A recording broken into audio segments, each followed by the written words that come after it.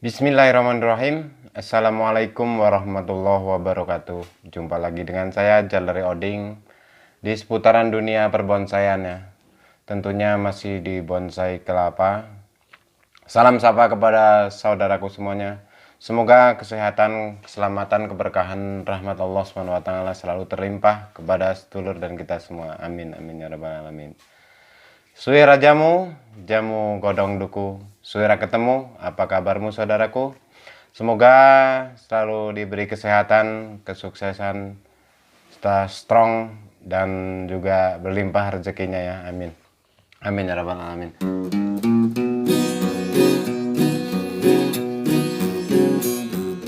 Selamat berbahagia wahai semua saudaraku pecinta bonsai kelapa. Salam kenal, salam persaudaraan dariku, putra bangsa pecinta bonsai kelapa. Du du du du du du du du.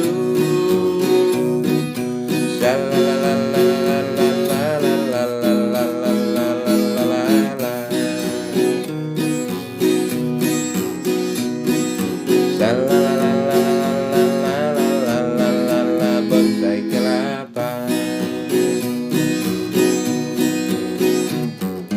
Bermacam-macam aneka bonsai kelapa, dari yang tak nampak hingga nampak batoknya.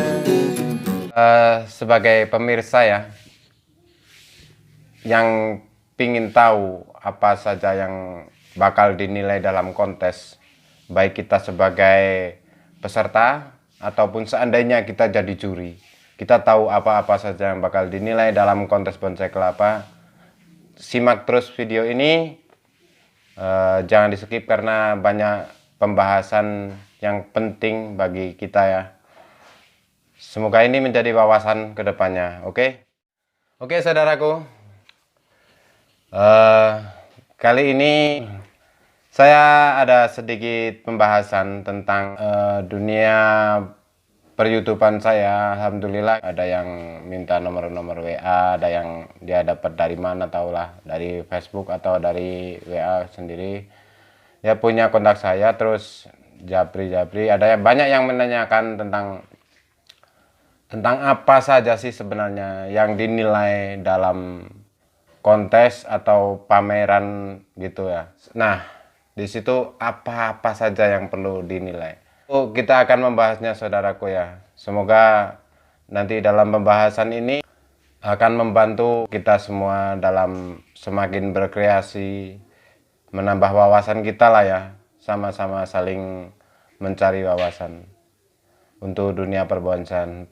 Untuk kali ini masih terkhusus dalam dunia bonsai kelapa. Adapun tentang bonsai yang lainnya insya Allah lain waktu kita bahasnya ya.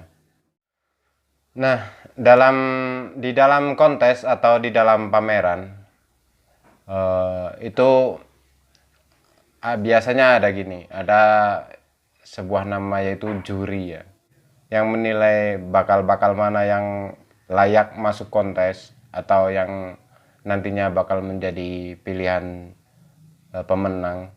Kalaupun kita menjadi juri atau kita sebagai para kontestan, jadi kita tahu, oh ini toh yang akan dinilai. Kalau kita jadi juri, yang penting kita yakin bahwa orang yang menjadi juri itu harus orang yang ideal, orang yang paham, orang yang tahu tentang dunia perbonsaian.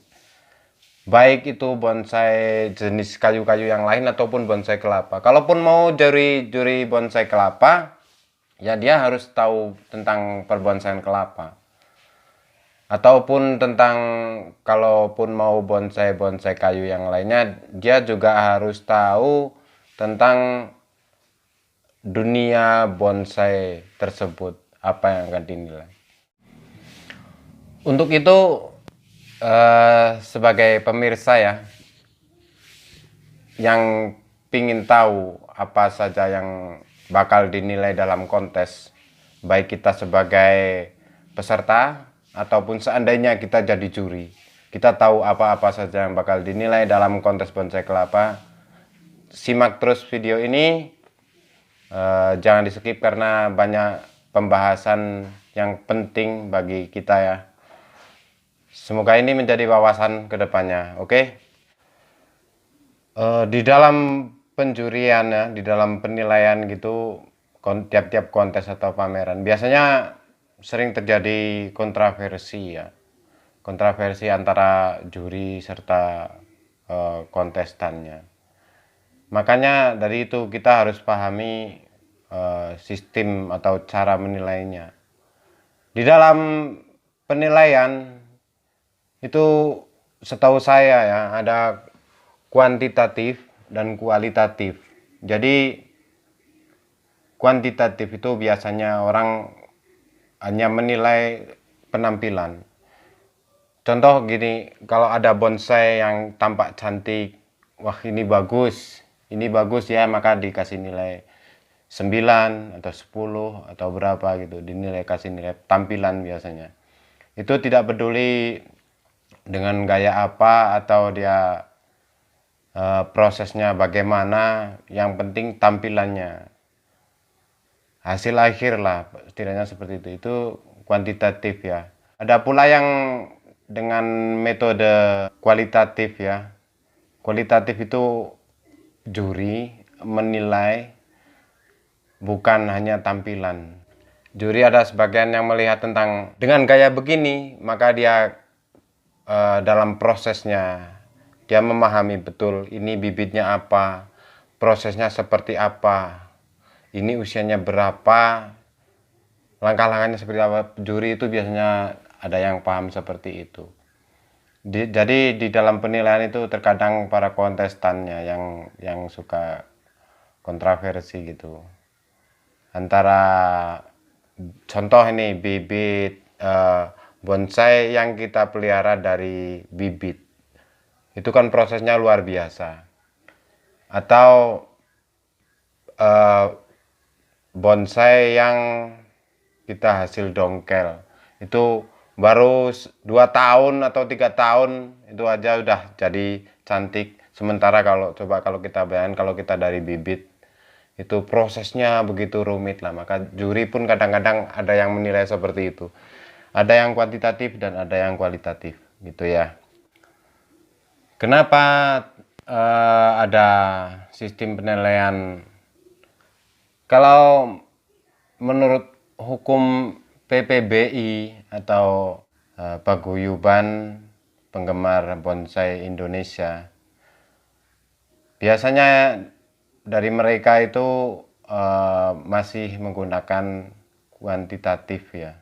Sistem penilaiannya yang masih kuantitatif itu banyak sekali yang kontroversi, karena kalau dilihat cuman dari segi tampilannya saja itu kurang memahami, dinilai, maksudnya banyak yang menilai bahwa dia tidak memahami jerih payahnya, atau para seniman-seniman pembonsai ya, kalau boleh dikategorikan bahwa bonsai adalah seni, maka juri itu harus memahami jiwa seninya gitu.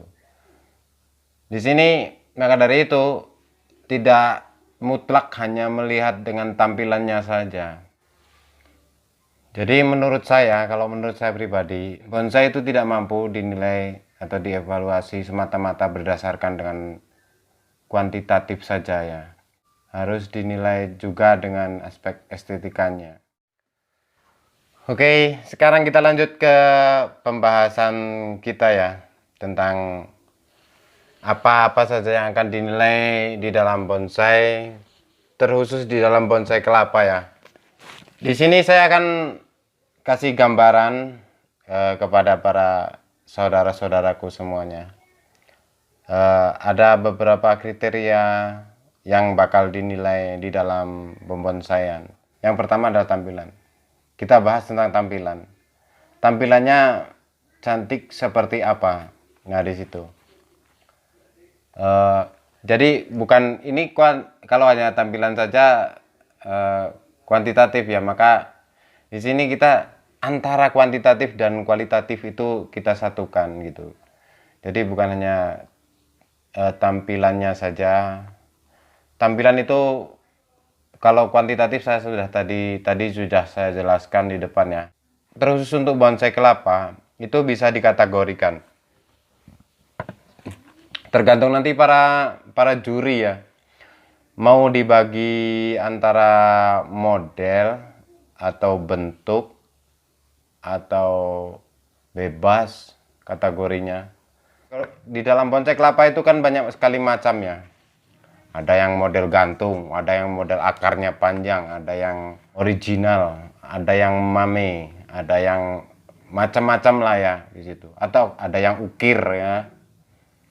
Ataukah mau disamaratakan ataukah mau dibagi-bagi kategori. Yang kedua adalah tentang kesuburan atau kesehatan. Meskipun tiap-tiap kali bonsai atau kontestan kita bawa ke kontes, ke pameran gitu, biasanya pasti bonsai sehat ya.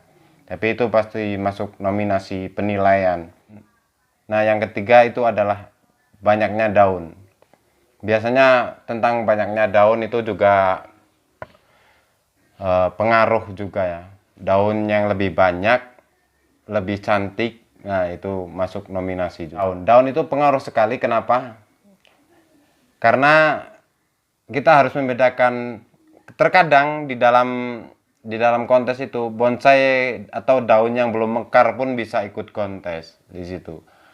Ataukah itu mau dipisah atau mau disamaratakan dengan bonsai kelapa yang sudah mekar atau tidak lah, di situ nanti para juri itu pastinya ada ada aturan-aturannya seperti itu ya. Usia itu bisa pengaruh, makanya kita di sini di dalam menilai biasanya para kontestan itu kasih nama. Seandainya ada sebuah bonsai, si A itu bawa bonsai gitu, nah bonsai itu dikasih nama usia gitu, biasanya seperti itu. Yang keempat adalah bibit. Dalam bonsai kelapa bibit juga ngaruh ya. Kalau kelapa sayur dibandingkan dengan kelapa gading atau kelapa-kelapa yang lainnya, bibit itu atau mau bisa dikategorikan sayur-sayur semua atau mau gading-gading semua atau minion-minion semua, itu terserah para juri mau diglobalkan bebas atau mau di beda-bedakan, seperti halnya ada mame, ada ukir, ada original dan lain-lain. Bibit itu lumayan pengaruh. Kenapa? Karena kita sama-sama tahu ya, di antara bibit bonsai minion, bonsai kelapa minion atau gading, itu gading juga ada beberapa macam ya. Ada bonsai yang albino, ada yang parigata kan ya. Jadi kita mesti pahami itu, terus untuk para juri mau dikategorikan yang mana. Yang kelima, bonggol. Bonggol itu biasanya masuk nominasi juga dalam perhitungan para juri. Bonggolnya sudah seberapa besar atau seberapa panjang, dan usianya itu kita pasti tahu, harus tahu usia dari bonsai kelapa dengan bonggol sekian sentimeter atau ya. Di situ itu termasuk kategori kita perlu dinilai. Yang keenam, dilihat dari hasilnya. Kalaupun bonggol besar, kita sebagai juri juga harus tahu ya, apakah ini hasil dongkelan ataukah ini hasil dari merawat, hasil dari kita merawat sedari dini.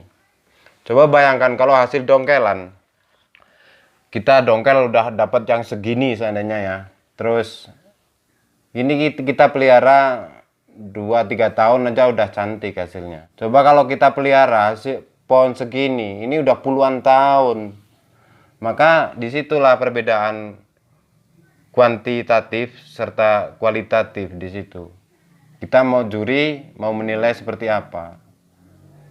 Itu nanti ada kesepakatan para juri harus ada seperti itu. Atau bagaimana terserah juri ya. Yang jelas kita sebagai kontestan harus menghormati keputusan juri, karena juri pastinya juga udah penuh sudah banyak berembuk rasan di antara para juri-juri untuk menghasilkan keputusan-keputusan tersebut. Yang ketujuh adalah gaya atau keunikan. Gaya atau keunikan. Kita semua tahu ya, sekarang di dalam dunia perbonsaian gayanya itu loh, dari Sabang sampai Merauke itu benar-benar banyak sekali saudara-saudara kita yang kreatif ya, pandai membuat unik bonsai kelapa kita ini menjadi cantik, menjadi unik. Gayanya juga banyak sekali ya. Banyak sekali kita pahami lah, banyak untuk gaya-gaya bonsai kelapa. Serta keunikan di dalam bonsai tersebut, sebagai juri harus menilainya juga. Keunikan.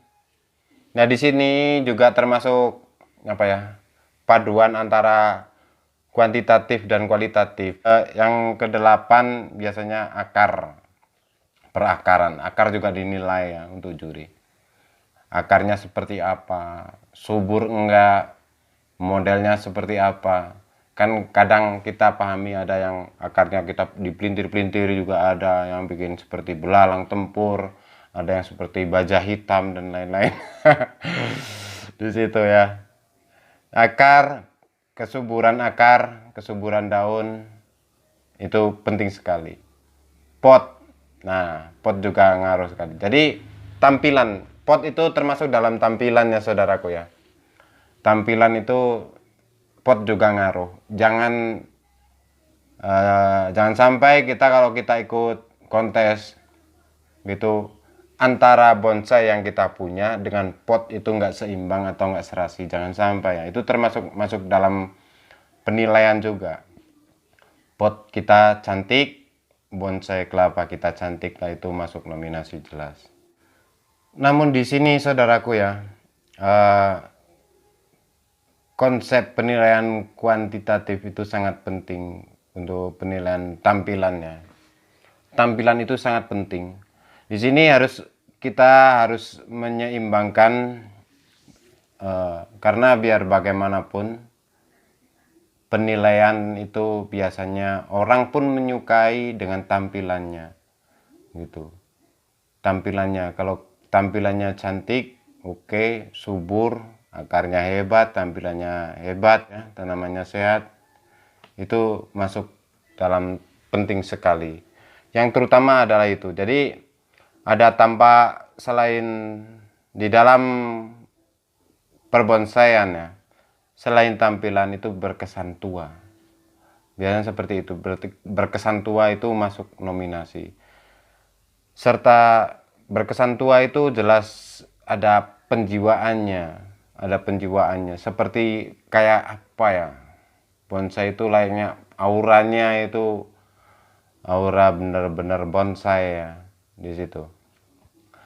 Juga keserasian itu melingkupi, selain sehat, tanamannya sehat, potnya, wadahnya itu harus serasi, seperti yang saya tadi bilang ya. Karena kalau kurang serasi ya itu zero ya, tetap tidak masuk. Makanya dari para peserta kontestan kita harus menyeimbangkan, itu ngaruh ya, termasuk masuk dalam nominasi tampilan, keserasian antara bonsai juga potnya. Ini hanya sebatas yang saya pahami sedikit-sedikit ya, untuk para kontestan ataupun para juri. Yang saya tahu juri sebagian menilai ya seperti yang saya terangkan tadi. Jadi terus untuk para kontestan, kalau kita mengikuti kontes, kurang lebihnya hal-hal semacam itulah yang akan dinilai dari para juri. Kalau kita menjadi juri ya, kita harus memahami itu. Kalaupun kita jadi kontestan, yang penting kita tampilkan yang terbaik, dan selain berusaha, berdoa pentingnya. Dengan adanya video ini semoga bermanfaat untuk kita semua, baik yang mau belajar jadi juri ataupun yang mau ikut kontes. Apapun hasilnya nanti, jika kita ikut kontes, kita hargai para juri. Yang penting kita tetap usaha sebisa kita ya. Terima kasih untuk para pendukung channel saya yang selama ini setia mendukung channel saya. Semoga Allah membalas kebaikan kalian dan kebaikan pula ya. Wabillahi taufiq wal hidayah. Wassalamualaikum warahmatullahi wabarakatuh.